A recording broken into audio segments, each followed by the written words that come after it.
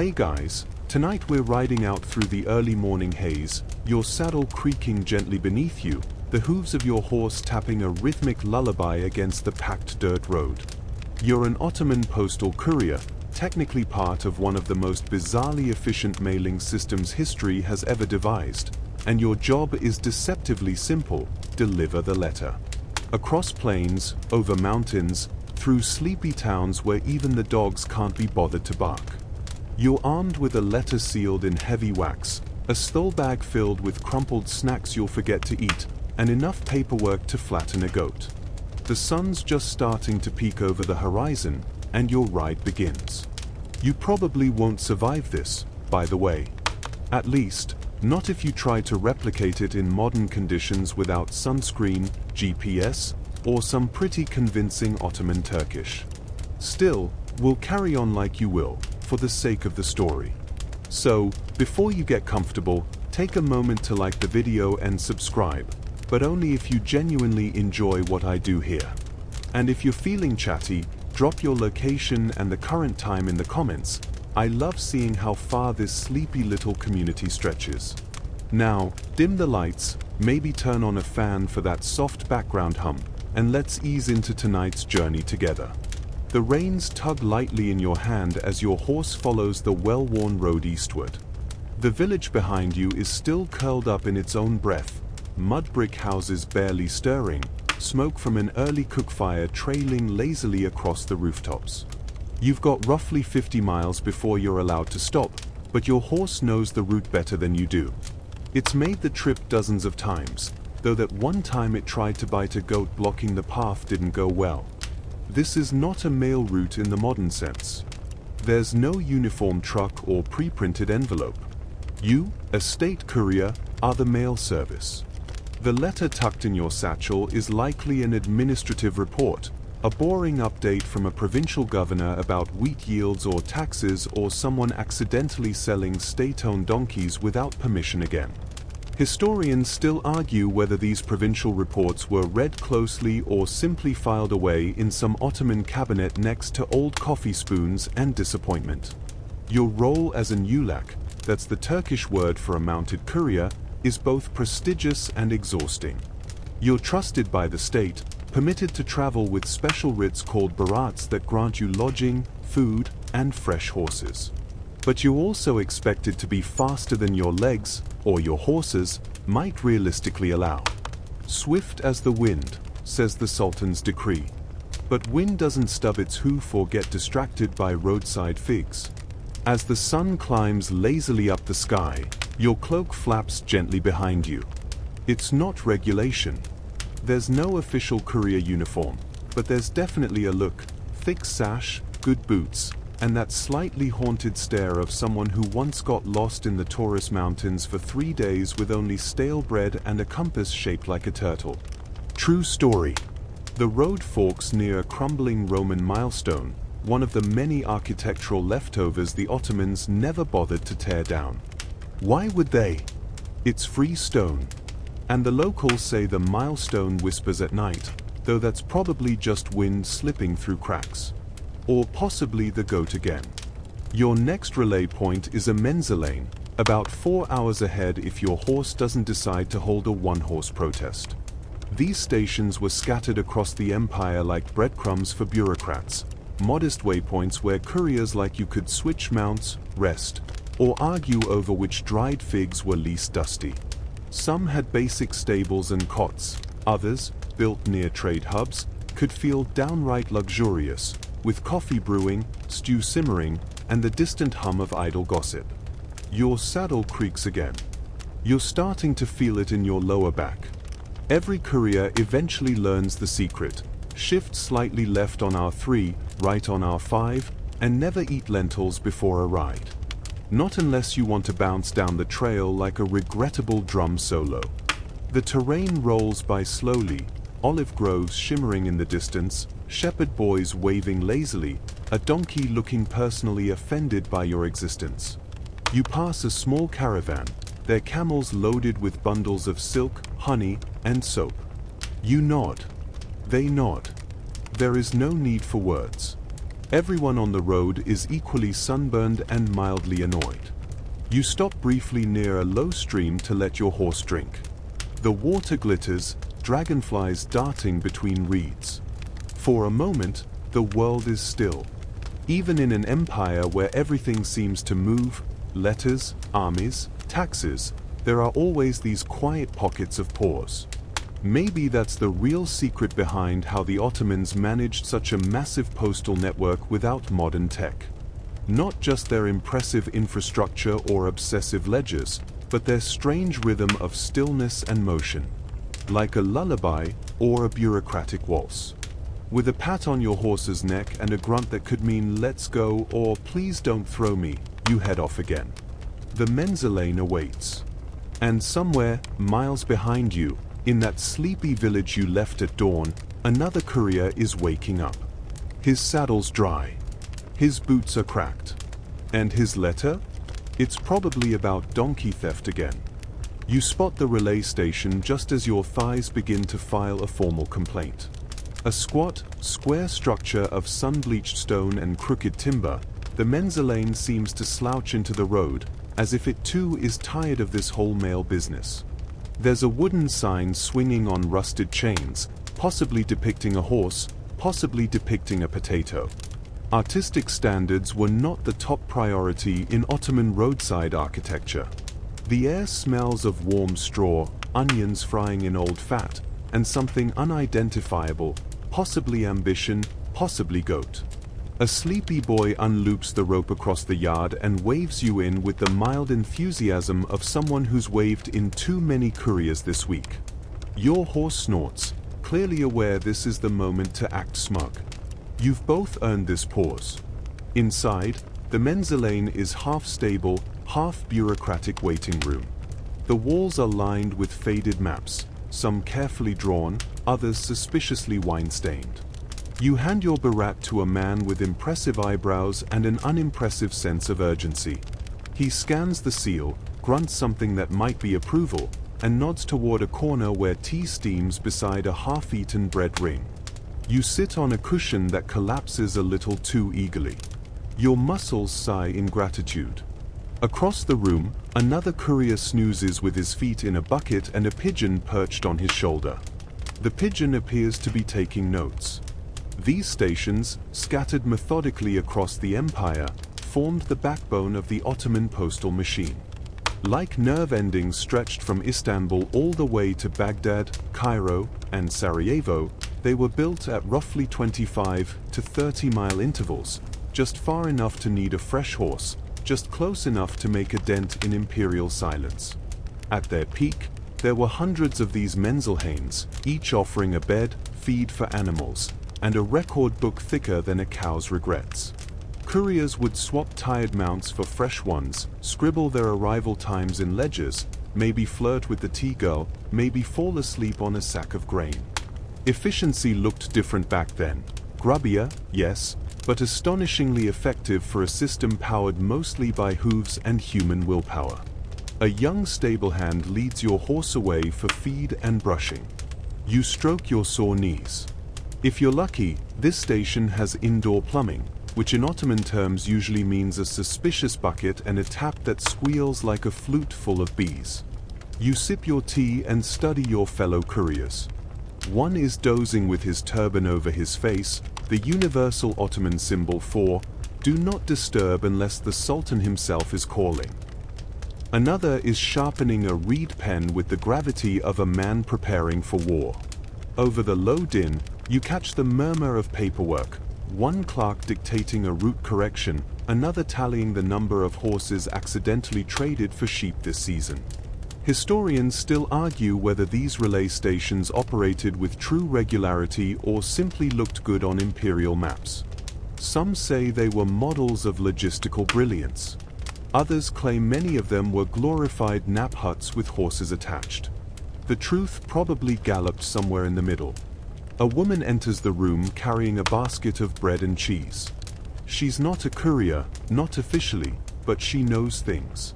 Many menzilane employees were locals who, over time, became part-time informants, part-time chefs, and full-time eavesdroppers. She nods at you, then disappears into a back room that smells like burned lentils and dried lavender. As your tea cools, you overhear two older couriers comparing blisters. One mentions a station near Aleppo that serves rose petal jam. The other scoffs, everyone knows the Konya stop makes the best flatbread. It's a sleepy, bureaucratic form of competition, but the passion is real. You suspect if a fight ever broke out over Menzalane food quality, it would involve passive-aggressive note-passing and a goat used as a referee. The wax seal on your letter is still unbroken. That's the rule, don't peek. Even if it's tempting. Even if the envelope smells faintly of cloves and mystery. Ottoman mail was serious business. Tampering with correspondence could lead to fines, dismissal, or in one famous case, being reassigned to a station where the only beverage was goat broth. No one came back the same. You stretch. Your next horse is being saddled, a sturdy grey with an attitude problem and a love for salted cucumbers. You wonder if they named him after a bitter bureaucrat. The sun outside is climbing lazily through a sky bleached pale by dust. Time to go again. Before you leave, the clerk hands you a replacement scroll. A minor update to your route: take the river fork at the juniper tree, avoid the village with the barking chickens, long story, and deliver a secondary note to a tax officer who only answers to the name Mustafa the Medium. You nod, like this makes sense. Because in the Ottoman postal system, it somehow always does. With a final gulp of tea and a half-hearted wave to the pigeon, you step back into the saddle. Your legs complain. Your back considers unionizing. But your new mount snorts confidently, he knows the way. And somewhere ahead, another station waits with slightly fresher bread and hopefully better onions. The journey continues, as it always does, one hoofbeat, one letter, one soft breeze at a time. The path narrows as your horse picks its way along the edge of a sleepy riverbank, where reeds whisper gossip and frogs audition for choir roles they are frankly not qualified for. You're well past the last Menzalane, miles into the rural stretch of Anatolia where maps get a little speculative and directions often include phrases like "past the tree that looks like a chicken." Still, you ride on. This is where the Ottoman postal system becomes its strangest and, oddly, most impressive. You're not following some glorified version of the Roman road. You're threading a stitched-together tapestry of goat trails, merchant tracks, and the occasional path that seems to exist purely out of collective optimism. Yet, somehow, it all functions. Like a very dusty miracle. You pass a caravan resting under a tamarisk tree. Their camels grunt politely. The merchants nod at you, the universal traveler's nod that says, "Good luck not dying in this heat." You return the nod with equal solemnity. You are, after all, on official business. Ottoman mail couriers weren't just messengers, they were an extension of the state itself. Somewhere, deep in the Topkapi Palace archives, your current position is probably being noted, albeit a few weeks late and with your name spelled slightly wrong. You tug your horse to the left as the path forks around an overgrown water wheel. A shepherd waves at you lazily, a bundle of letters dangling from his staff. Sometimes locals would pass unofficial notes through couriers, technically frowned upon, but almost impossible to police. These weren't imperial secrets, of course. More likely a letter to a cousin, or a shopping list sent to a nearby town with slightly better eggplants. Historians still argue whether this kind of informal messaging helped or hindered the system. Was it charmingly efficient or just one bureaucratic thread away from unraveling? You clock past a tiny hamlet, just 6 homes and one exceptionally enthusiastic rooster. A boy chases a kite made of parchment scraps, shouting something about postal spirits. You pretend not to hear. Some stories are best left mysterious. As the terrain flattens, you find yourself on a long stretch of old Seljuk paving, patched here and there with more modern Ottoman stonework. This part of the empire had been built, rebuilt, and mildly over-decorated by at least 5 previous civilizations. You ride over Roman bricks, Mongol footprints, and Greek prayers etched into roadside rocks. The past is beneath your horse's hooves, and none of it seems particularly impressed. Up ahead, a small wooden post juts from the earth with a faded crescent painted on its side. A waymarker, meant to indicate the distance to the next lane. You lean in, squint, and, yes, 6 miles. Or possibly 60. The last digit has been scratched out and replaced with a suspiciously bird-shaped smear. You sigh. Your horse sighs. The post probably sighs, too, if you listen closely. You're not just transporting letters out here. You're ferrying information across time zones and landscapes, from the edge of empire to its meticulously ink-stained heart. These letters, whether they're about taxes, grain shipments, or that one janissary who won't stop adopting stray dogs, represent the veins of a system that, despite its sheer size and eccentricities, actually worked. Ottoman logistics were surprisingly advanced for the era, with systems for route planning, redundancy, and record-keeping that modern bureaucrats would both admire and fear. The sun leans westward now, dripping gold across the low hills.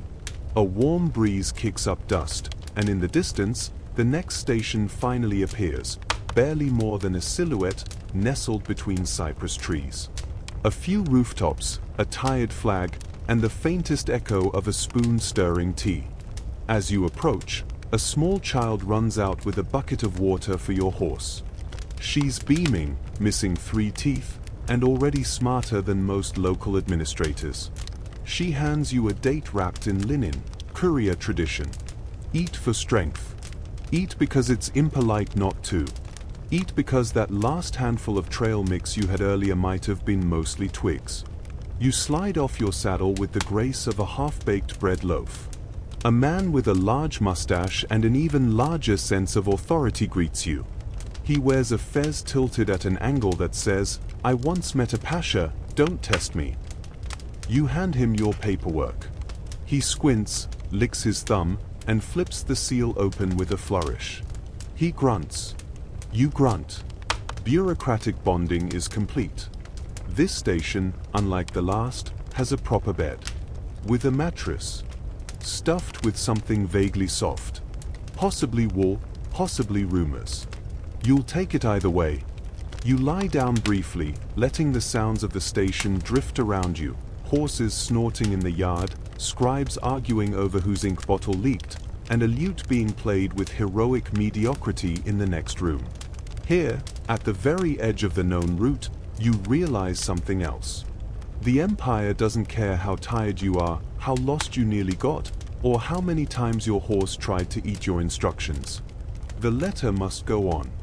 The weird part? You're okay with that. As the sky fades from a soft lavender to deep navy, you find yourself lying on that questionable mattress, staring at the ceiling. The faint scent of dried herbs lingers in the air. Perhaps it's meant to help you sleep, or perhaps it's just the general aroma of a place that's been around long enough for any given smell to become permanent. Above you, the roof creaks in time with the wind. Even the menzilane has its stories. You wonder, as your mind drifts, if these humble stations ever felt as grand to the people who used them as they seem now. Every stretch of road, every exchange of letters, each one of those involved lives, faces, and people who would be forgotten by history except for this brief mention. A quick scribble in the ledger, a brief stop for a weary traveler, a small moment in time that would otherwise be lost in the dust of centuries. Every stop, every letter, every menzilane, it all mattered to someone. A momentary snapshot of the sprawling empire, however far from the imperial capital. The world outside your room is already transitioning from the clamor of station activity to a quiet rhythm of night sounds, creaking wheels, chirping crickets, and the occasional snore of a fellow courier, likely dreaming of horses or financial forms. You chuckle softly to yourself.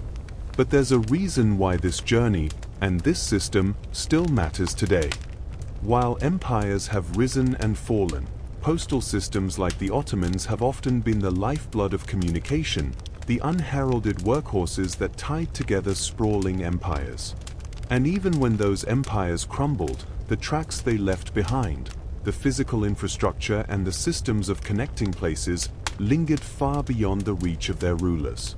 You stand, stretch, and wander outside, your boots soft against the dirt. The night is calm, but there's an unmistakable buzz in the air.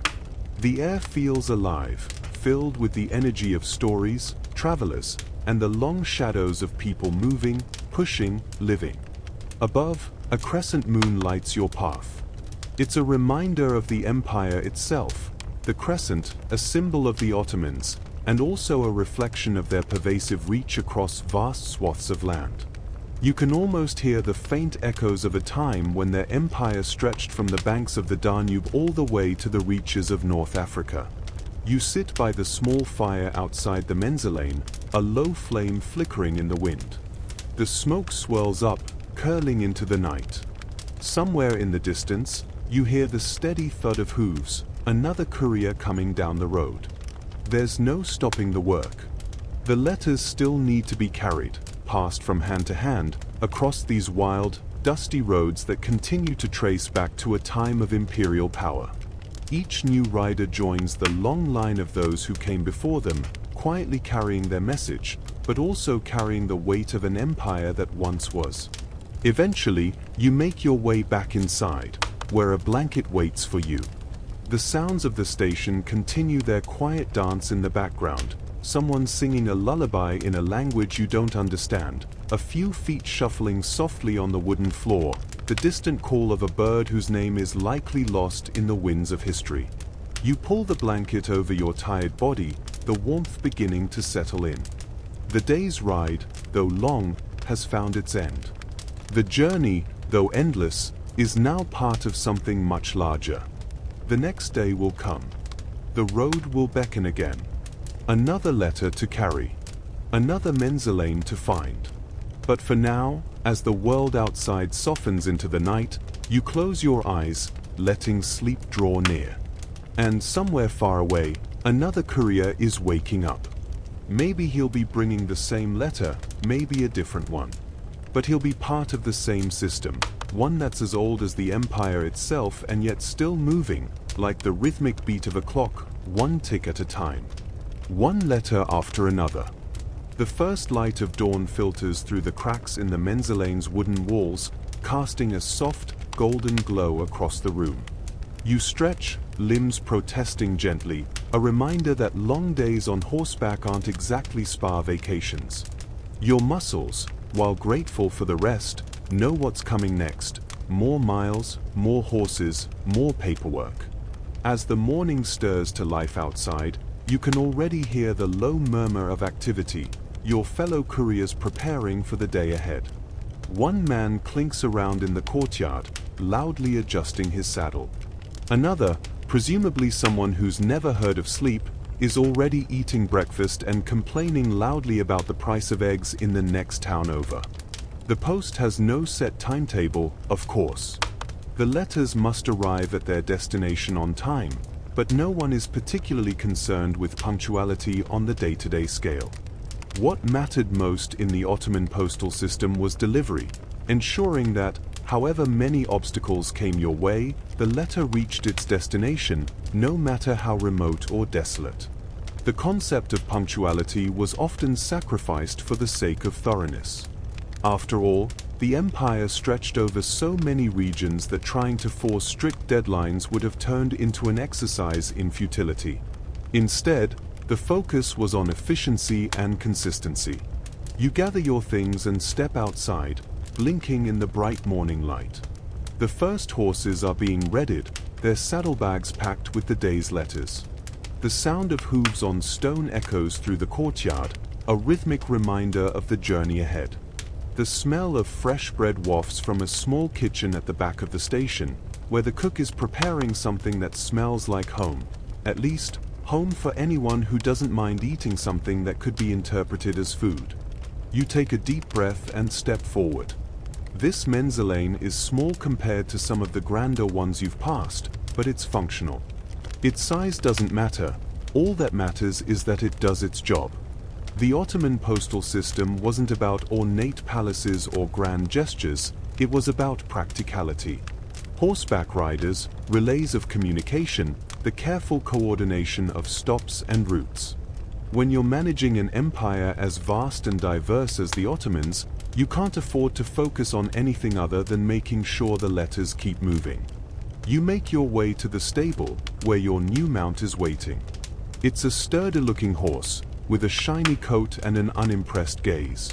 As you saddle up, the stable hand, a quiet man with rough hands, gives you a nod. You know the routine by now. You'll be given a letter, you'll ride to the next station, and then you'll repeat the process. Over and over, like clockwork. Every rider a tiny cog in the grand machinery of the empire. The letter you're carrying today is destined for a station at the foot of the Taurus Mountains, a long haul with no shortcuts. You pull your cloak tighter around you, bracing yourself for the journey ahead. The cool morning air is a welcome change from the heat of midday, and you know that as the day stretches on, the heat will become oppressive. The first few miles pass quickly, the rhythmic clip-clop of your horse's hooves grounding you in the moment. You pass by villages, some so small that they barely register on the map, and others bustling with activity. The further you travel, the more the landscape changes. Hills rise up, dotted with trees and craggy rocks. The scent of wildflowers mingles with the ever-present dust, and you begin to feel the steady pulse of the land. But no matter how picturesque the scenery, you're always aware of the task at hand. Every village you pass through, every small patch of forest, every stretch of road that seems to go on forever, all of it is just part of the route. The letters are what matter.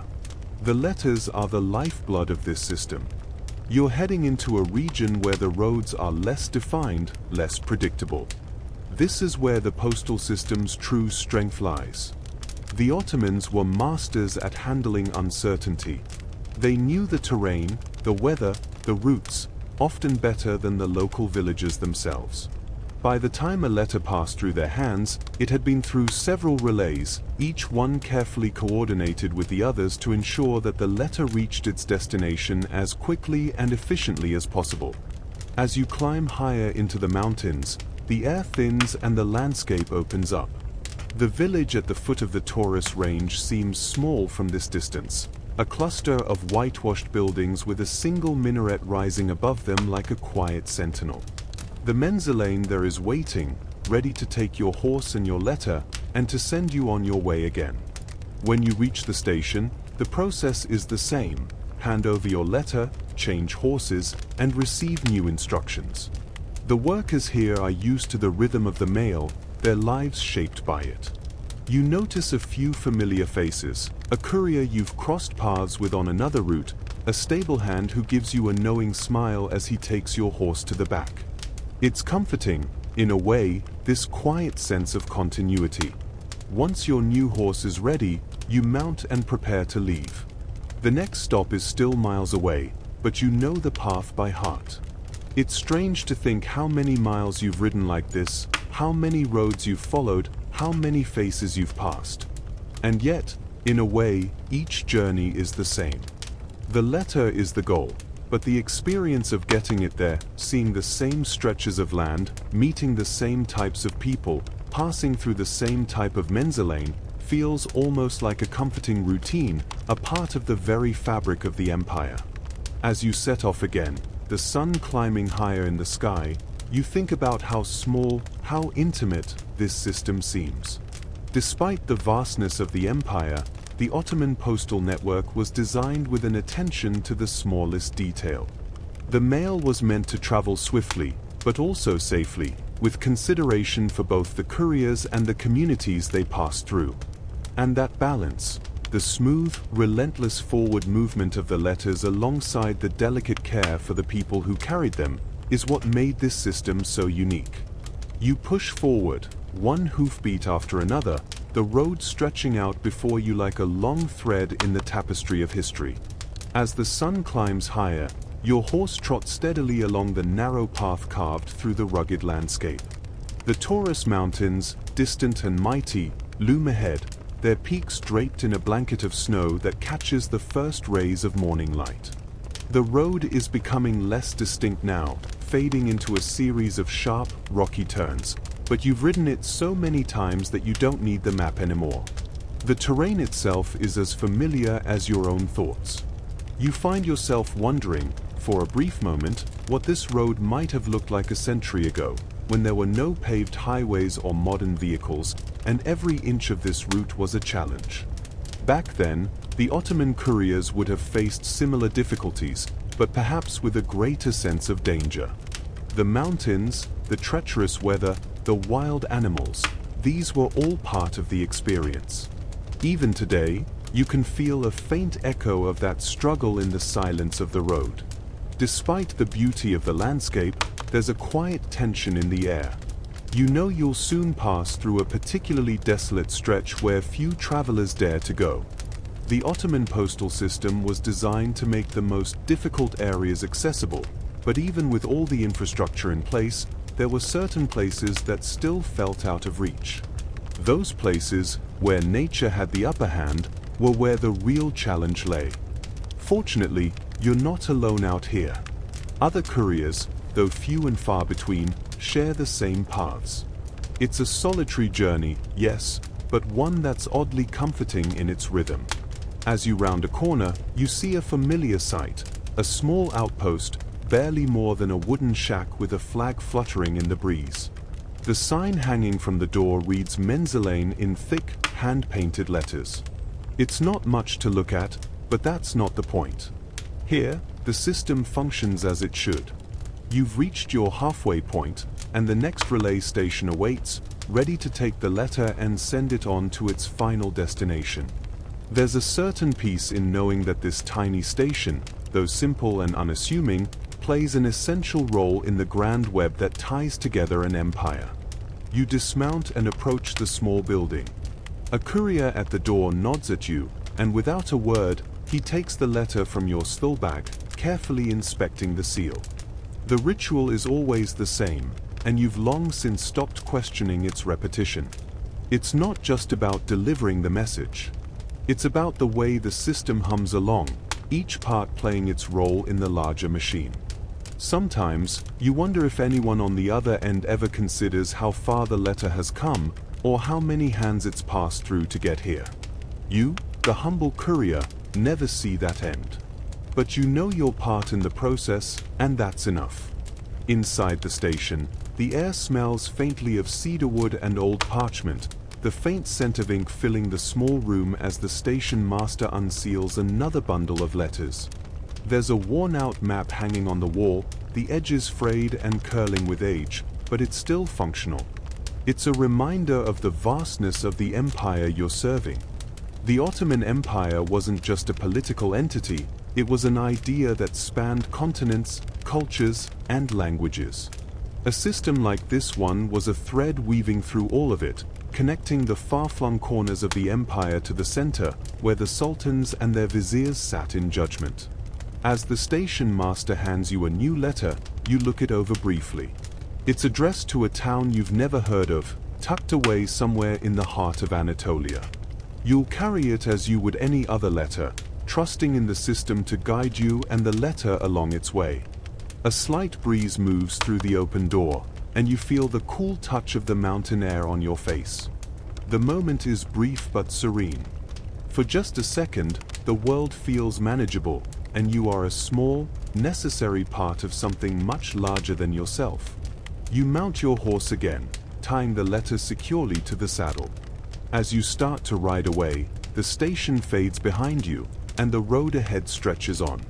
The further you travel into these mountains, the more you sense the isolation of this place. In the distance, the silhouette of a lone shepherd and his flock move across the horizon, a reminder of the simple lives that continue on despite the empire's grandeur. The journey begins to take on a meditative quality. The rhythm of your horse's gait becomes comforting, the constant clip-clop a steady, reliable beat. Every curve in the road feels like a new chapter in an ongoing story, each stop another page turned. There's something soothing about this repetition, the steady motion of life, always moving forward, always toward the next station, the next letter, the next connection. The Ottoman postal system was not just about the delivery of letters. It was about the flow of information, the exchange of ideas, and the maintenance of control across a vast and diverse empire. These letters, each one carried by a rider like you, were the pulse of the empire. They carried orders from the Sultan, messages between provinces, letters from family members who hadn't seen each other in years. But beyond the words on the paper, they were a lifeline, an unspoken promise that no matter how far apart people were, they could still be connected. As you move further into the mountains, the road becomes narrower, the trees denser, and the air cooler. You pass by another small station, barely more than a collection of buildings and a few workers who wave to you as you ride past. There's a familiarity to it, a rhythm to the way these stations dot the landscape like beads on a string. Each one is a tiny cog in a larger, ever-turning machine, and without them, the system would falter. The mail wouldn't get through. It's not a glamorous job, being a courier. But as the letter swings gently against your saddle, you realize that it's one of the most important. Without couriers like you, the empire would have lost its cohesion. Without this system, without this attention to detail, the empire might have fractured long before it eventually did. The letter in your stillbag is just one part of that larger story. And though you won't be around to see it, you know it will eventually reach its destination, carried forward by the same system that has carried countless others before it. The mountains stretch endlessly before you, their peaks dusted with snow. The air has grown colder, sharper, as you've ascended into this higher altitude. The horse beneath you seems as used to it as you are, its steady pace and almost meditative rhythm. There's a certain serenity in this remote stretch of road. You've left behind the bustling towns and villages, the distant murmur of civilization, and now you're fully immersed in the natural world. The crunch of the hooves on the rocky path, the wind whispering through the trees, and the faint call of birds overhead are your only companions. Yet, even here, amidst the stark beauty of the mountains, the postal system continues its work. This remote stretch of road is not an afterthought for the Ottomans. It is as crucial as any bustling city center. This is where the system's efficiency shines brightest. Even the most isolated corners of the empire are connected, and the letters you carry are as vital here as they are in Istanbul. The Ottoman Empire's strength lay not in its military might alone, but in its communication networks, its ability to send messages across vast and varied terrain with remarkable speed and reliability. The path begins to narrow as you wind your way up toward the next relay station. The air is thin here, making each breath feel more deliberate. Your horse snorts in protest as it climbs, its hooves scraping against the uneven terrain. The way is steep, but you've been on worse roads. The narrow passes and jagged rocks are familiar, you know what to expect here. You've passed through these mountains before, though not often. There's a quiet respect in knowing that few people have traveled this far into the range. Few have the patience, or the endurance, to navigate these treacherous roads. But you, with your letter, are bound by duty. It is the system that moves you forward, the commitment to the flow of information that keeps you riding. At the top of the pass, you catch sight of the next Menzilane, a small structure nestled in the shadow of towering cliffs. The building looks even more modest than the others you visited, but its function is no less important. The Ottomans understood that their empire was only as strong as the communication between its farthest reaches. This remote station is proof of that. Here, isolated in the mountains, this small outpost exists as part of a larger network, a single piece in the puzzle that binds the empire together. You dismount and walk toward the door of the Menzilane. The station master is there to meet you, a grizzled man who looks like he's been stationed here for decades. His face is weathered, lined by years of exposure to the harsh winds of the mountains. He doesn't need to ask what you've brought, He's seen riders like you many times before. With a nod, he takes the letter from your stole bag and begins the familiar ritual of inspecting it. No rush, no surprise. Just another letter, another task, another part of the system. As he handles the letter, you notice the small details that make this station unique. The stone walls of the building are cool to the touch, and there's a faint smell of smoke in the air from the hearth inside. The wind howls through the cracks in the building, carrying the scent of pine and earth with it. You can feel the isolation here, the distance from the rest of the world. But you're not concerned. You've done this before, and the system works.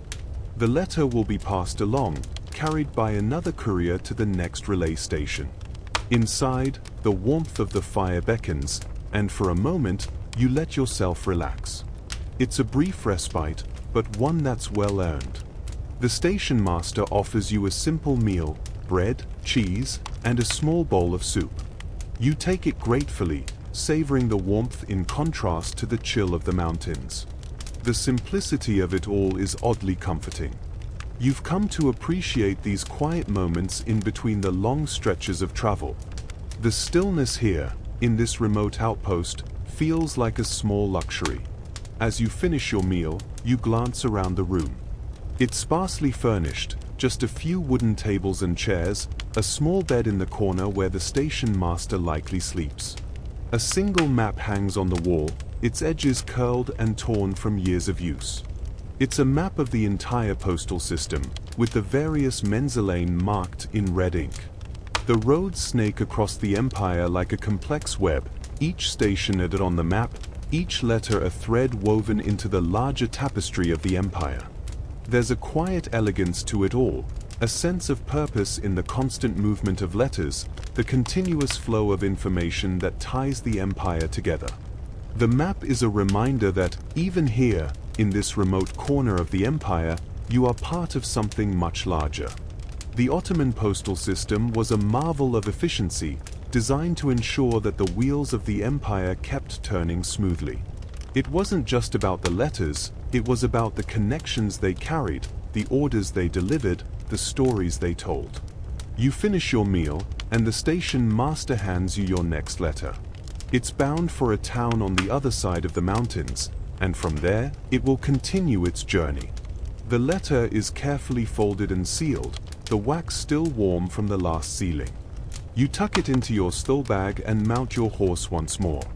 The mountain pass ahead looms larger, but you've become accustomed to the climb. The road is long, but the journey continues, as it always does. The sky above is clouded now, a sign that the weather may soon change. The wind picks up, sharp and biting, as you ride away from the menzilane. The landscape shifts again, the road winding down from the peaks into the valleys below. The higher you climb, the colder the air becomes, and the more you realize that this journey is about more than just delivering letters. It's about the persistence of the system, the unyielding march of time and history. You are but a small part of it, yet essential in your role. The Ottoman postal network was not just a logistical achievement, it was the pulse of the empire, the lifeblood that kept it connected, that kept it thriving. And as you ride onward, through the wind and the cold, you know that your part in this system will carry on. You'll keep riding, keep delivering, until the letters reach their final destination, just as they always have. The mountain road before you is growing even more treacherous as you descend into the valley below. The rocks are loose beneath your horse's hooves, the ground steep and uneven, and the sky above, once a pale blue, is now overcast, thick clouds rolling in like an ominous blanket. You adjust your grip on the reins, urging your horse forward, and there's a quiet satisfaction in knowing that you've crossed the more perilous part of the journey. From here, the descent should be easier, but the landscape remains wild and unpredictable. You can feel the shift in the air, the pressure building, and you know that the storm isn't far behind. This part of the journey is different. The landscape is no longer the austere beauty of the mountains. The trees, gnarled and ancient, are thickly clustered, their roots winding deep into the earth, pushing through the soil as though they are reaching for something. The terrain is marked by sweeping valleys, rolling hills, and winding rivers, all of which once presented a formidable challenge for the Ottoman postal system. A far cry from the stone-paved streets of Istanbul, this land demands patience and perseverance. But that was exactly what the Ottoman postal network excelled in, reaching even the most hidden corners, even the most isolated places. As the storm begins to approach, the wind picks up, and a few drops of rain start to fall, dotting your cloak and the coat of your horse. You push forward, remembering that this, too, is part of the journey. The Ottoman couriers were known for their resilience, their ability to keep moving forward no matter the weather, no matter the distance.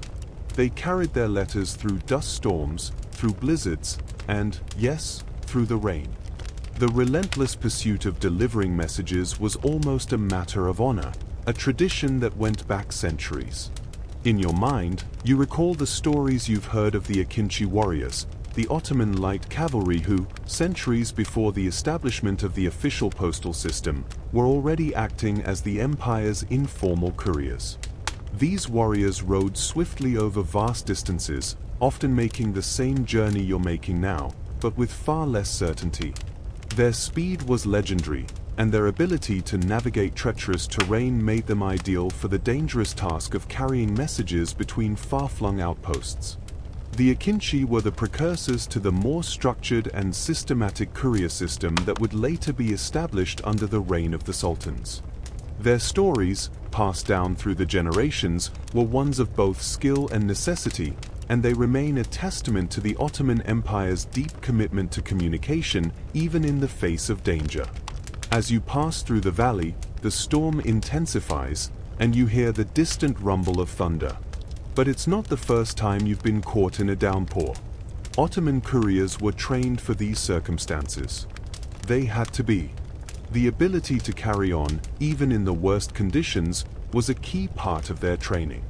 And it wasn't just about personal endurance, it was about ensuring the message was delivered, regardless of obstacles. The system worked because each courier trusted in the infrastructure behind them, the relay stations, the other riders, and the knowledge that every letter, every document, was important. The rain starts to fall more heavily now, the drops drumming against your cloak, against your face. You pull your hood tighter over your head, and with a determined breath, you press onward. You're nearing the next station, just ahead, its silhouette barely visible through the thick curtain of rain. This is the hardest part of the journey, but once you reach the Menzilane, you'll be able to rest for a moment. You allow yourself a brief sense of relief. The storm can be exhausting, but it also brings a sense of completion, as though you're conquering nature itself just by continuing to move forward. As you approach the station, the warmth inside becomes almost tangible, a beacon in the rain. You dismount, the saddle creaking beneath you, and make your way toward the door, which is half hidden by a low overhang of vines and moss. The station master greets you with a nod, already knowing what you've brought. He's an older man, his face lined with the weathered marks of someone who's lived through many storms like this one. Without much ceremony, he takes the letter from your stole bag, his hands deftly sealing it away in the pouch to be sent on to the next relay. Inside the station, the scent of wet earth mingles with the smoky warmth of the hearth. The air is thick with the smell of the fire, a rich, comforting scent that draws you in. You take a deep breath, feeling the tension in your shoulders slowly release.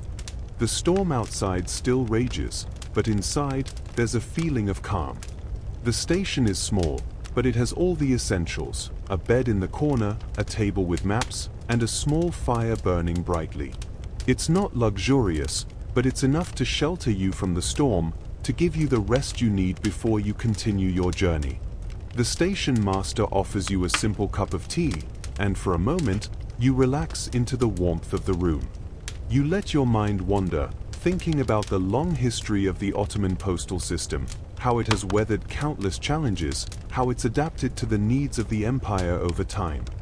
This system, this network of couriers and stations, has been the backbone of the empire's communication for centuries. It's not just a job, it's a service, a duty, an essential part of keeping the empire unified. As the storm howls outside, you rest for a moment, knowing that soon, you'll mount your horse again and continue your journey. The letters you carry will be passed on, carried by other couriers like you, through more storms, across more mountains, through the dust and the rain. The Ottoman postal system is not just about letters, it's about connecting people, about maintaining a flow of information across a vast empire. And you, for all the challenges and hardships of the journey, are an essential part of it. The storm outside begins to let up as you finish your tea, and with a nod, you prepare to mount your horse again. There's a long road ahead, and the next menzilane awaits. The letter you carry is just one of many, but each one is important. You'll continue, just as the system continues, always moving forward, always ensuring that the connection between distant places remains intact. The storm has passed, leaving behind a fresh, damp scent in the air. You can feel the coolness of the evening settling in, the sky turning a pale violet as the sun dips below the horizon. The path before you is still slick with rain, and the shadows stretch long across the ground, making it seem as though the road itself is disappearing into the unknown.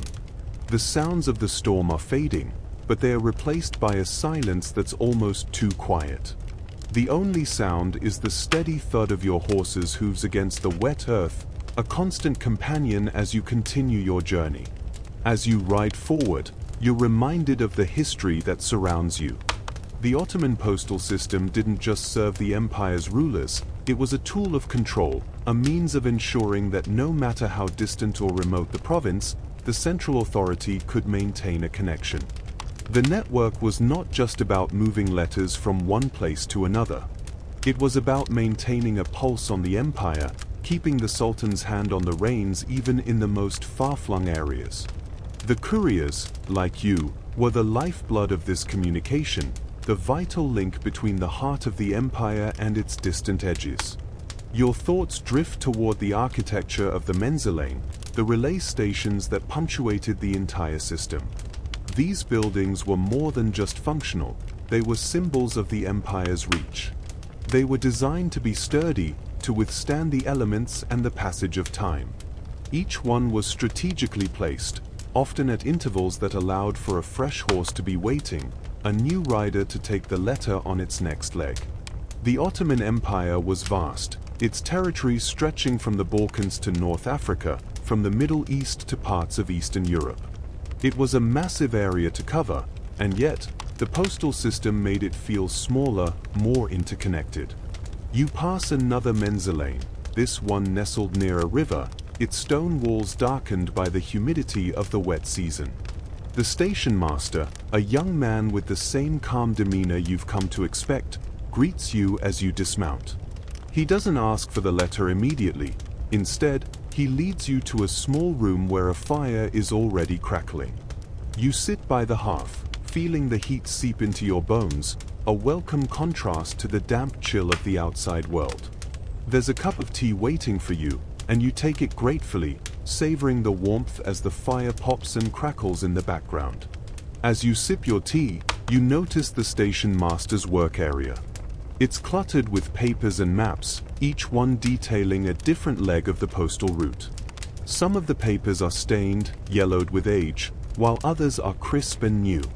The maps are carefully marked, each station and relay point labeled with precision. It's clear that this place, like every other station, is part of a well-oiled machine, a piece of a vast network that allows for the flow of information across an empire. The work of a station master, though humble, is essential to the system's success. The young man gestures toward one of the maps, pointing to a series of dots that represent the routes the couriers take. You can see the sprawling network stretching out across the map, the lines curving and crossing over the land. The relay stations are spaced just far enough apart to ensure that no courier has to travel too far without rest. The attention to detail is remarkable. Every part of the system, from the smallest station to the largest city, is meticulously planned. And yet, despite the precision, there's a certain fluidity to the network. Each courier, each station master, is trusted to adapt, to ensure that the letters are delivered no matter the challenges they face. You're reminded of the remarkable scale of the Ottoman Empire. At its height, it spanned 3 continents, its territories encompassing vast deserts, rugged mountains, and dense forests. It's hard to fathom just how far the postal network reached. Yet, through the diligence of the couriers and the ingenuity of the system, the empire remained connected. Even in the most remote areas, the mail arrived. And while the empire was vast, the network made it feel more intimate, more cohesive, like a family with many branches but a single trunk holding them together. As you finish your tea and prepare to leave, the station master hands you the letter that will carry you on to the next Menzilane. The storm has passed, and the path ahead is clearer now. You mount your horse and set off once more, the night sky overhead filled with stars, the cool air filling your lungs.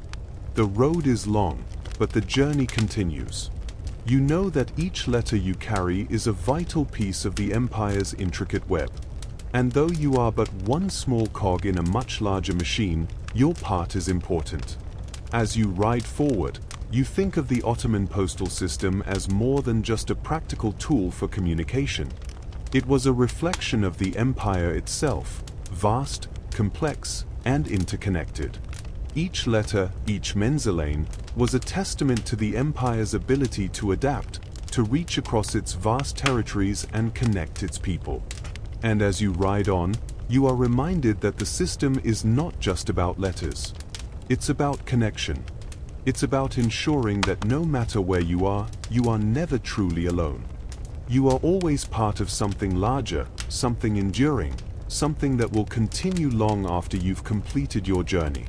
The road ahead stretches out before you, the landscape shifting yet again as you move farther from the mountains and toward the rolling hills that mark the next phase of your journey. The wind is calmer now, and the moonlight bathes the path in a soft glow. It's a quiet, peaceful moment, one that carries with it the satisfaction of knowing that you're part of a much larger story. The Ottoman postal system may have been built on practicality, but it was also built on something far more profound, a desire to connect, to communicate, to build something lasting. And so, you ride on, through the night, your path illuminated by the stars above and the certainty that, no matter where you go, you are always just a letter away from the next part of the journey. The night is still, but the air has grown cooler as you continue your ride, your horse's hooves making a rhythmic sound against the damp earth. The wind has calmed, and the distant hills are now just silhouettes against the dark sky, gently rolling beneath the silver light of the full moon. The world feels almost suspended in time, and you can't help but feel a certain calm in the quiet as you make your way along the winding path. You're reminded that the Ottoman postal system, much like this journey, was built on the concept of consistency. It wasn't just about the grand cities or the palaces where the sultans lived. It was the people, the couriers, the station masters, and even the farmers along the way who made the system work. They were the unsung heroes of the postal world, just as you are now, riding along the same paths, passing through the same stations, carrying letters that would ultimately connect the empire. In your mind, you start thinking about the couriers of the past, the men and women who braved the elements, the dangers of the wilds, and the uncertainty of their journeys in order to carry the emperor's message. Their names might never be known, but their work was essential to the empire's success. The Ottoman Empire, stretching from the shores of the Mediterranean to the vast deserts of Arabia, needed an efficient system to connect its sprawling provinces, and the postal system was its backbone. Without it, communication would have been slow, fragmented, and disconnected, making it much harder for the empire to maintain control over such vast territories. The story of the Ottoman postal system is a story of innovation, a story of how an empire, at its peak, was able to adapt to the challenges of its size. In the early years, it was a simple system, a messenger on horseback, a letter carried from one village to another. But over time, it became far more sophisticated. with relay stations, designated couriers, and even specialized posts for different types of messages. The network expanded rapidly as the empire grew, ensuring that not only royal orders but also business contracts, legal documents, and personal letters could be safely delivered across the empire. You approach another menzilane, this one located in a quiet valley, nestled near a slow-moving stream. The station is small, yet it stands out against the surrounding landscape, its stone walls sturdy and its roof covered in thick layers of moss. As you dismount, you're greeted by the station master, a middle-aged man whose weathered face reflects the hard work that comes with maintaining this isolated station. He nods politely, recognizing you as another weary traveler in need of rest, but he doesn't ask any questions. There's a mutual understanding between the two of you. This is not a place for idle chatter, but for quiet respite. You hand him the letter, and he tucks it away in his pouch, knowing that it will eventually reach its destination. You're struck by how much this simple exchange, repeated countless times across the empire, was essential to the system's success. It wasn't glamorous, but it was efficient. The relay stations were like cogs in a massive machine, each one playing its role in the larger scheme of the empire's communication system. As the station master leads you into the small shelter that serves as the station's resting area, you notice the simplicity of the place. A small bed is set up in the corner, a wooden table near the fire, and a shelf filled with maps and papers. The fire crackles softly, its warm glow casting long shadows on the stone walls. You sit down by the fire, feeling the warmth seep into your tired muscles. There's no luxury here, just the bare essentials, and yet, there's something comforting about the simplicity of it all. This is the life of the Ottoman courier, constantly on the move, always focused on the next delivery, but with a sense of purpose and dedication that comes from knowing you're part of something much larger than yourself. As you relax for a moment, you can't help but marvel at the vastness of the network you're a part of. You've crossed miles of terrain, passed through dozens of relay stations, and yet each letter you carry is just one small piece of a larger puzzle. The Ottoman Empire's postal system was vast, stretching across continents, and yet it relied on the steady work of individuals like you, each playing a small but vital role in keeping the empire connected. But it wasn't just the couriers who made the system work. It was the network of menzilane and the infrastructure that supported it, roads that were built to last, bridges that spanned wide rivers, and even the food and water provided to the couriers at each station. The Ottoman postal system was a massive logistical operation, and it required careful planning, coordination, and resources.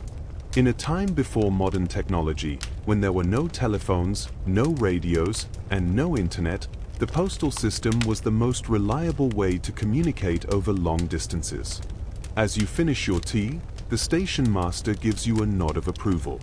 He knows you're ready to move on, to continue your journey to the next station. The letter you carry is just one of many that will pass through these hands, but each one is important. Each one is a small part of a much larger story, one that has spanned centuries and connected people across vast distances. You mount your horse once more, feeling the weight of the letter in your still bag. The road ahead is still long, but the journey has become easier somehow, the rhythm of the ride calming your thoughts. The moonlight is brighter now, casting an ethereal glow on the path before you. You know that, no matter how far you travel, the Ottoman postal system will always be there, quietly ensuring that the empire remains connected.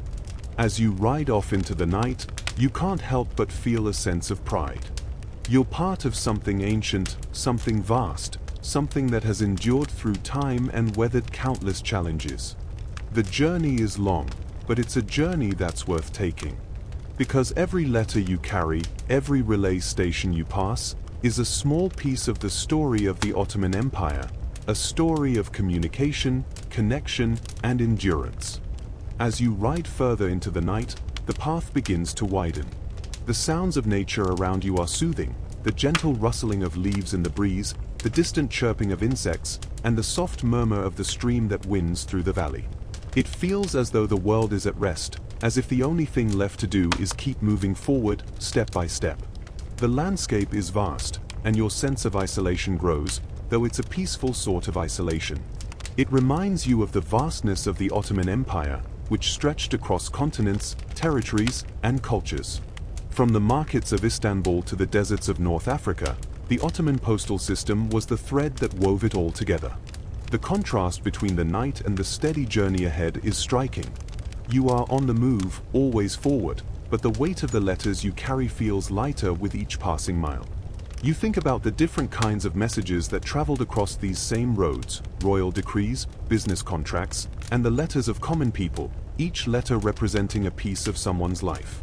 The sheer variety of messages is staggering when you stop to consider it. The Ottomans weren't just sending orders from the Sultan to the provinces, they were connecting families, businesses, and cultures. It was a true reflection of the empire's vast and diverse character. As your journey continues, you begin to think about the specific roles the couriers played within this network. They were trusted figures in Ottoman society, tasked not only with transporting messages but with ensuring their safe passage. In many ways, they were like the invisible backbone of the empire. You realize how much trust was placed in these individuals, people like you, who were often the only means of communication between the remote provinces and the Sultan. Despite the dangers they faced on their journeys, whether from bandits or the harsh environment, they were a critical part of the empire's success. Without them, the Ottoman Empire's vast territories would have been far less cohesive, its leaders disconnected from the people they ruled. As you approach another menzilane, the familiar structure emerges from the darkness, its stone walls now glowing faintly in the moonlight. The station is small, nestled on the edge of a quiet forest. There's a warmth to the place, a sense of welcome that you've grown used to on your travels. The station master here, a woman in her mid-30s, greets you with a quick nod and a smile. She's efficient, as all station masters are, but there's a kindness in her eyes that lets you know you're in good hands.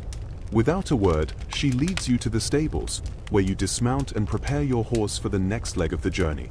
This particular menzilane is especially important in the larger network. It's a pivotal stop on a route that connects the eastern and western parts of the empire, and it's known for its role in the smooth transfer of communication between key provinces. You watch as the station master quickly gets to work, preparing the next courier for their journey. She's been doing this for years, managing the flow of letters, ensuring that everything moves on time and according to schedule. You feel a quiet admiration for her, though she works in the shadows, without the glamour or prestige of palace life. Her role is integral to the entire system. The station is a place of quiet activity. As you look around, you can see the evidence of years of wear on the stone walls and the wood that lines the floors. There's a certain simplicity here, but also an undeniable purpose. You're reminded of how these relay stations were designed not only to be functional but also to convey the efficiency and reach of the empire. The Ottomans took great care in ensuring that their postal system was more than just a method of delivery, it was a tool of power and control.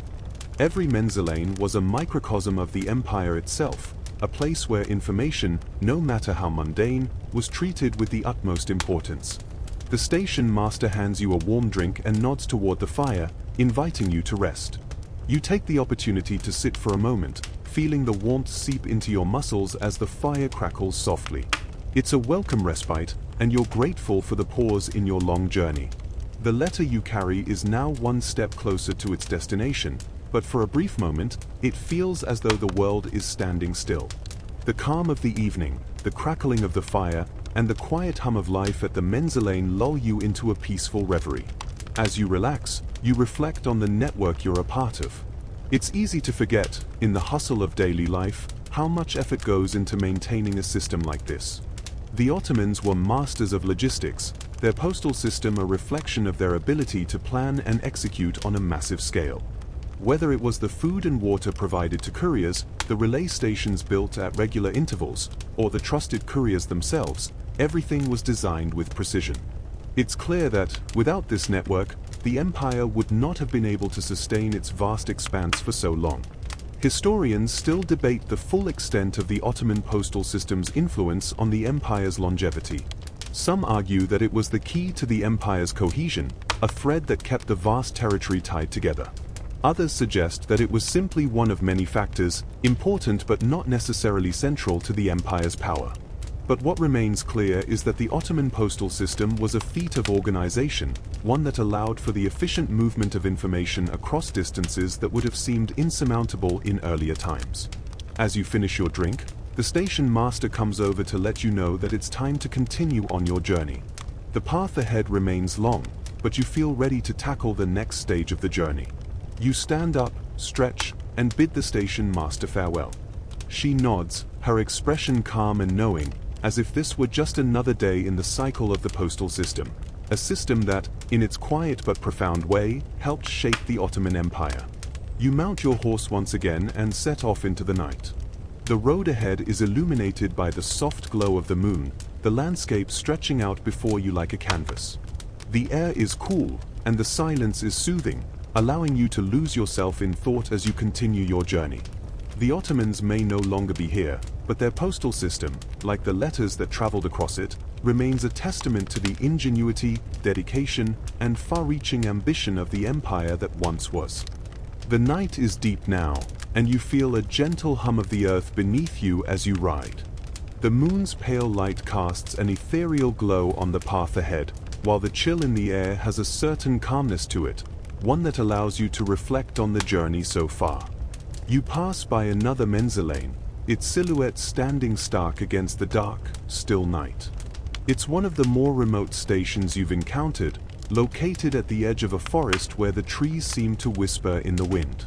Despite the isolation, the station is well kept, with the unmistakable marks of Ottoman efficiency.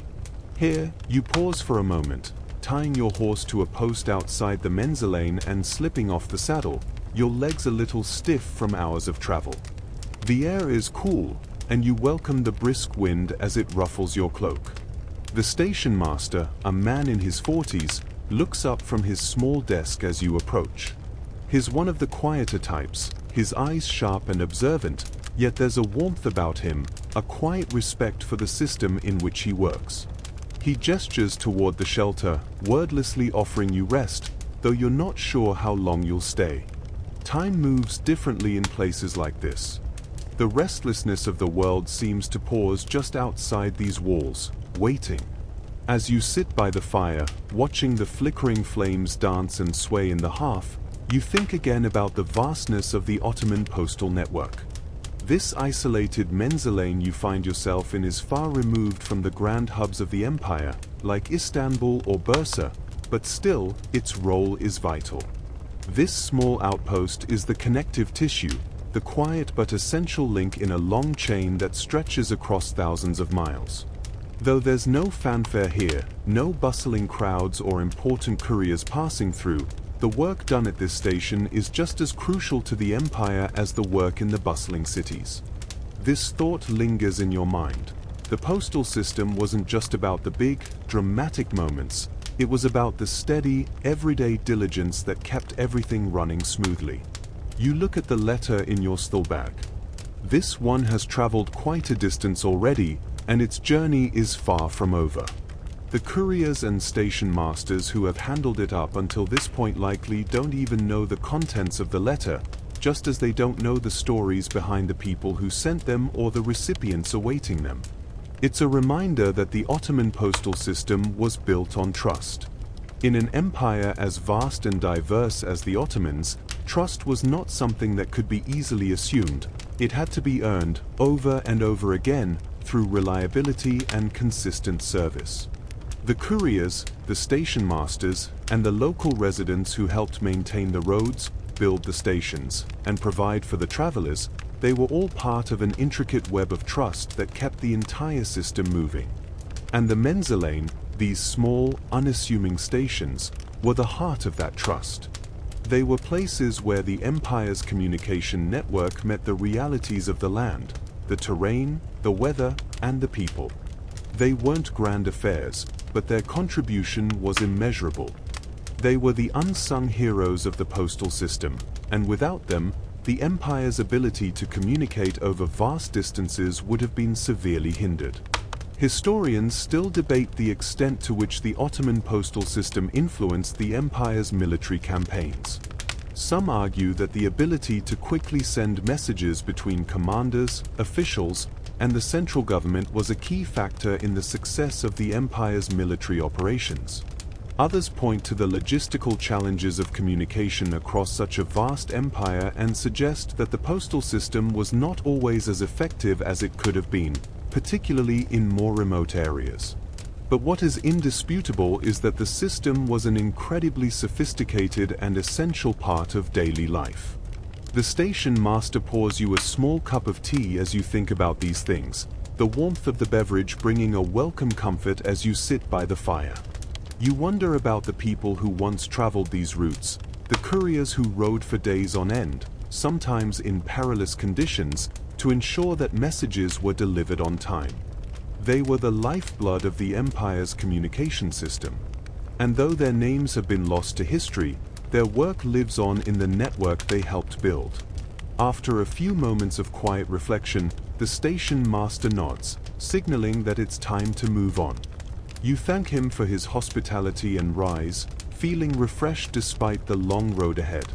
You take a deep breath, inhaling the crisp night air, and prepare for the next stage of your journey. The letter, still securely in your steel bag, will soon reach its destination, but you know that it's not just about the delivery, it's about the journey, the connections made along the way, and the shared effort of countless individuals working together. The path ahead is long, but it feels manageable now, the steady rhythm of your horse's hooves on the ground soothing your mind.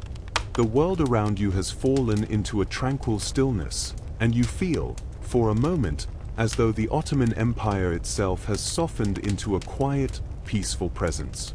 As you continue along the dark, winding path, the sound of your horse's hooves is the only company you have, a steady rhythm that matches the beat of your thoughts.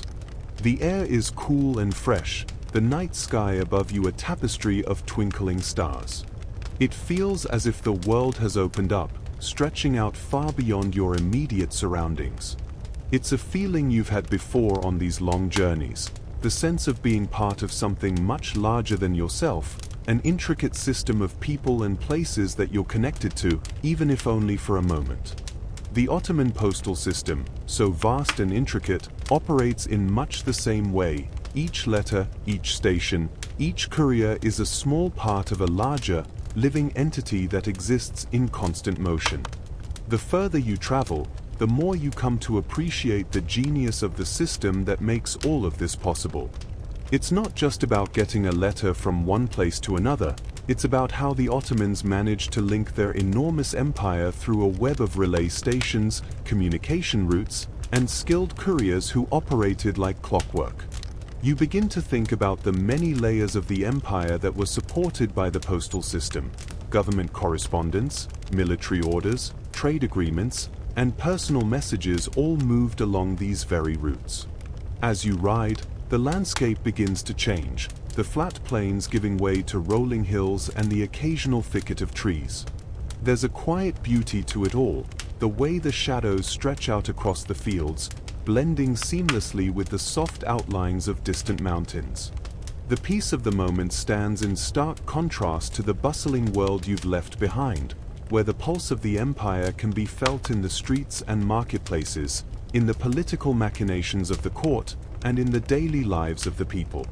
The postal system, though hidden in the background, plays a vital role in maintaining that rhythm.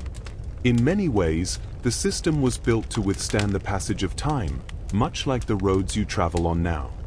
The Ottomans knew that, in order to keep an empire of such size and diversity running smoothly, they needed a reliable and secure means of communication.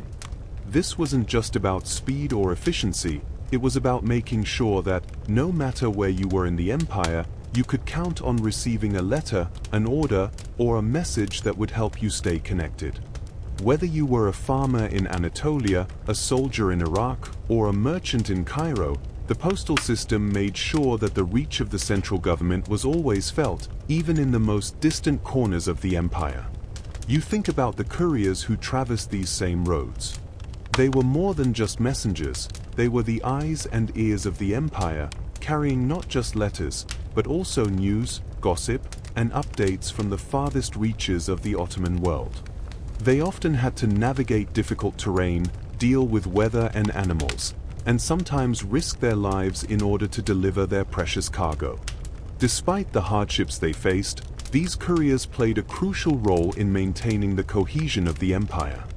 They were the unsung heroes, traveling silently through the night, bearing the weight of an entire empire's communication needs on their shoulders. Historians still debate whether the Ottoman postal system truly met the needs of the empire's military ambitions.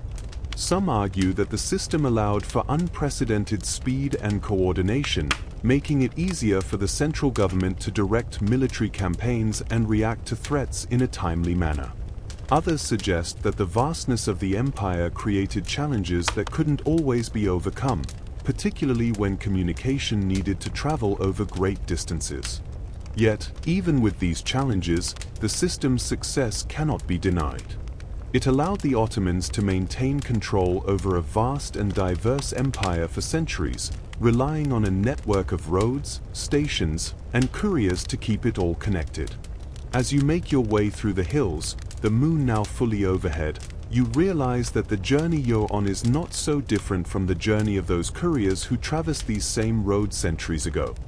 There's a quiet power in the knowledge that, for all the differences between then and now, the roads themselves have remained much the same. The Ottoman Empire may have fallen, but the roads, the stations, and the system that tied them together remain a lasting legacy of the empire's grandeur.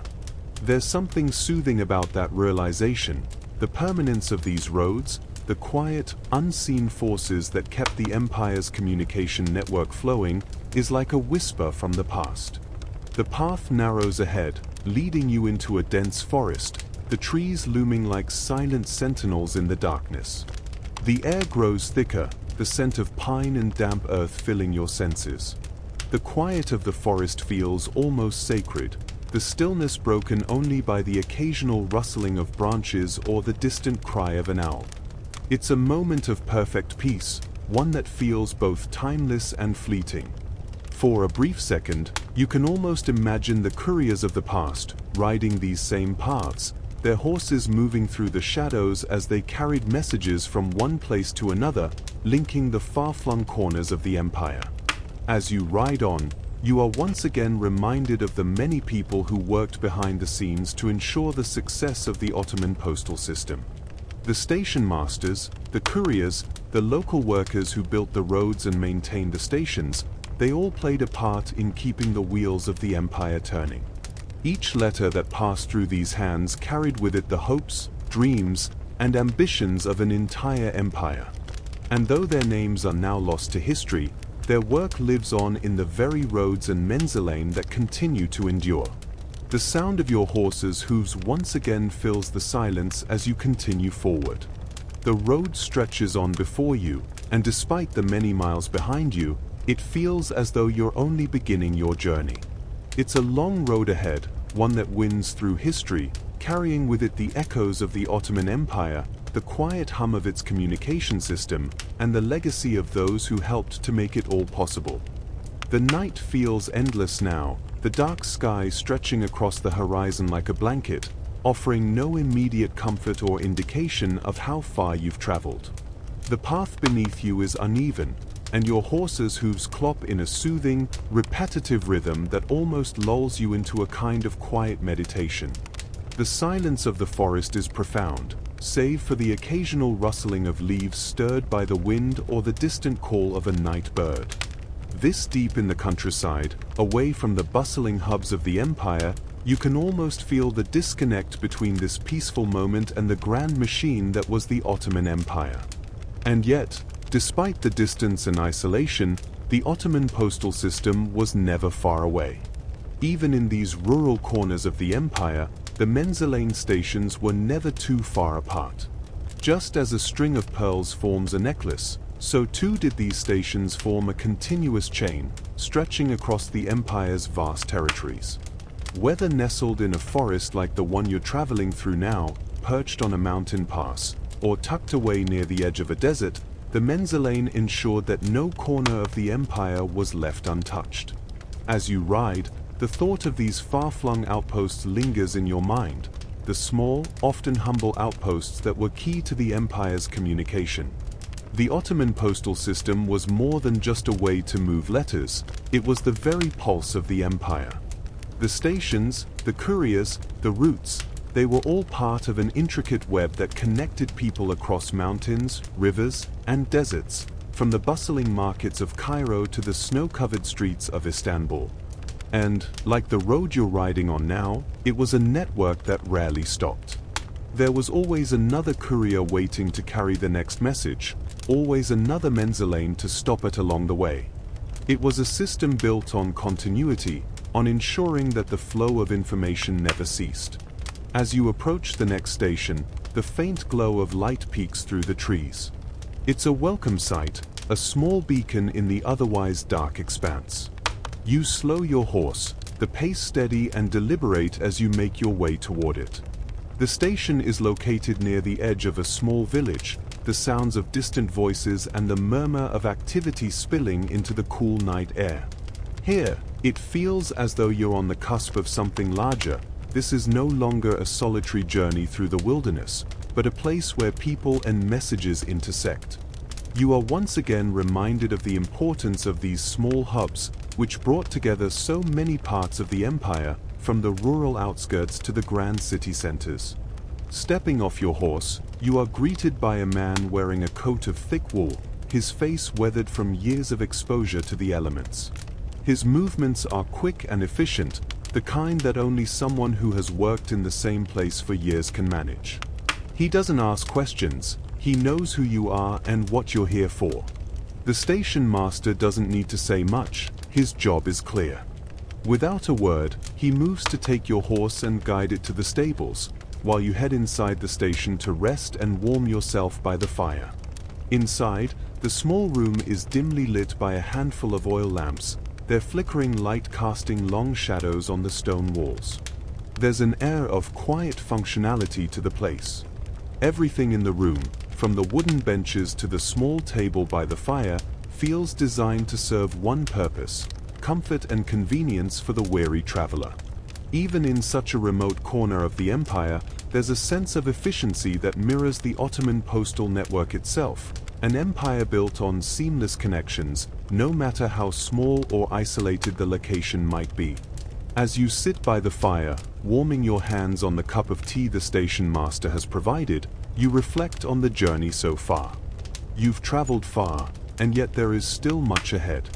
The Ottoman postal system was designed for just this kind of journey, long, challenging, but always reliable. The couriers who traversed these routes were expected to maintain their pace, even through difficult terrain or adverse weather. They had to be prepared for anything, and they often were. But it wasn't just about the journey. It was also about the message they carried, the duty they fulfilled, and the larger role they played in the ongoing work of an empire. Historians still debate the extent to which the Ottoman postal system contributed to the empire's political and military control. Some argue that its effectiveness in communication played a key role in maintaining the empire's influence and stability, while others suggest that the logistics of governing such a large territory were always challenging, regardless of the postal system's efficiency. But one thing is clear: the system allowed the Ottomans to stay connected in a way that few empires before them had managed. Whether it was news of a distant conquest, a royal decree, or a personal letter from one loved one to another, the Ottoman postal system ensured that the flow of information never ceased, even as the empire stretched across continents. As you sip your tea, the warmth of the drink and the crackling of the fire bringing a moment of peace, you find yourself thinking again about the couriers, the unsung heroes who carried those messages. They were the ones who navigated the roads, braved the elements, and sometimes risked their lives to deliver the most crucial pieces of information. They were often overlooked, their efforts unnoticed by those they served, but they were always there, quietly ensuring the empire's connectivity. Without them, the empire might have crumbled into isolation and disarray. The night is drawing on, and you feel the weight of your journey settling in. Soon, it will be time to move on, to continue the trek that lies ahead. But for now, you're grateful for this small reprieve, a moment of warmth, quiet, and reflection before the road calls you again. You know that there are many more miles to go, many more Menzelane to visit, and countless couriers still to meet along the way. And with each new station, each small but essential part of the Ottoman postal system, you'll be reminded of just how vast and interconnected this empire once was, stretching from the bustling cities to the quiet, solitary corners like this one. You can't help but feel a certain reverence for the system, the journey, and all the people who made it possible. The fire flickers low, casting a gentle glow across the walls of the station. You lean back, feeling the weight of your journey, the steady rhythm of your breathing matching the crackling of the firewood. Outside, the quiet hum of the forest seems to stretch on into eternity, but inside, all is calm. You've come a long way, both physically and through the history of the Ottoman postal system. The night now feels like an old friend, wrapping you in its quiet embrace, offering the luxury of reflection and rest. You think back to the long roads, the distant outposts, and the couriers who, no matter how far or how isolated the journey, always made their deliveries. The Ottoman postal system was not just a network of roads and stations, it was a lifeline, a delicate web that held the empire together. From the busiest market squares to the most remote mountain villages, the system ensured that the pulse of the empire could be felt everywhere. The stations, the couriers, and the constant flow of information, they were the invisible threads weaving the empire's vast fabric. As you sip your tea and listen to the soft sounds of the night, you can almost hear the echoes of those couriers who once passed through these very lands. Their footsteps, the clip-clop of their horses, the rustling of their satchels filled with letters, all left a trace in the world.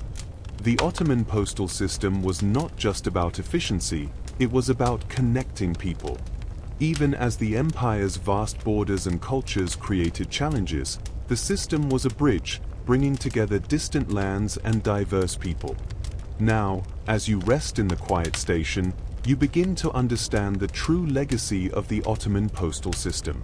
It wasn't just about the movement of messages, it was about the movement of ideas, of culture, and of people.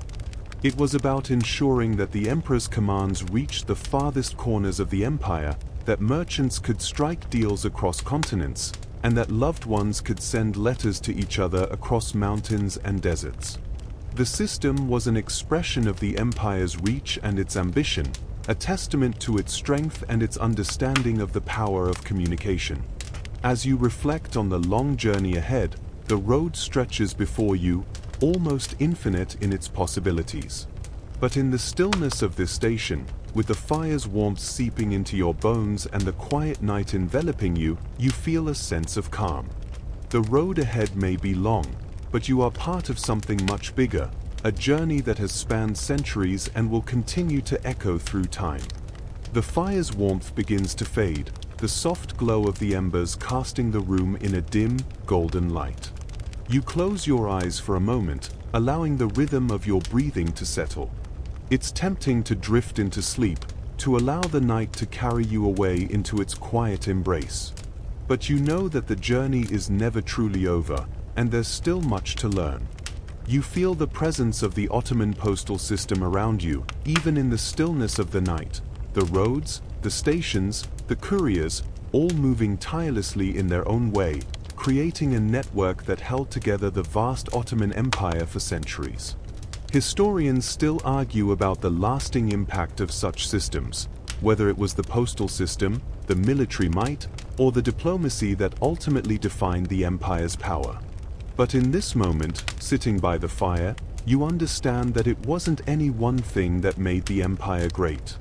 It was the connections, the way every part of the empire, no matter how distant or isolated, was always in touch with the whole. It was the ability to communicate across great distances, to keep the empire united in both peace and conflict. And that, perhaps, is the true power of a postal system. A system that, much like the gentle rhythm of your breathing, connects everything in a steady, unbroken flow. As you drift off to sleep, the last thing you hear is the soft crackle of the fire, the world outside as quiet as the station. It's a peaceful, timeless sound, and it feels like the perfect end to your journey, even though you know that, in a way, it's only just begun. The Ottoman postal system lives on in the memory of those who built it and those who used it. And as you rest in this small, isolated outpost, you're reminded that it is still very much alive, in every letter, in every journey, and in every connection made through the power of communication.